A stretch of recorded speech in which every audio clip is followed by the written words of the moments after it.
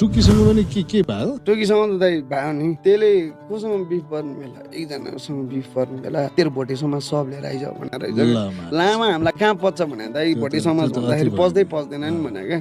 भोटे समाजबाट एक न एकजना बोल्नै पर्ने थियो मलाई पच्दै पच्दैन म बोलिदिएँ क्या दाइ भोटे यो म्याच सिक्ने नपछि दिन्छ भन्दा क्या दाइ मैले त्यति बेला चाहिँ दिनुपर्छ किनकि आफूसँग कनेक्ट भएको चिजमा अलिकति दाग लाग्दाखेरि क्या दाइ रिस उठ्छ नि त्यो ठकुरी भयो मैले पनि ठकुरी समाज सबजना बोलातिर को छ भने बोलायो भने त त्यसले नबोल्ला अर्को त्यसको साथीले नबोल्ला तर कुनै न कुनै चाहिँ ठोकिन आउँछ क्या दाइ त्यही भयो मेरो पनि मैले बोलिदिएँ त्यस गरी मेरो पनि कुरा मिल्छ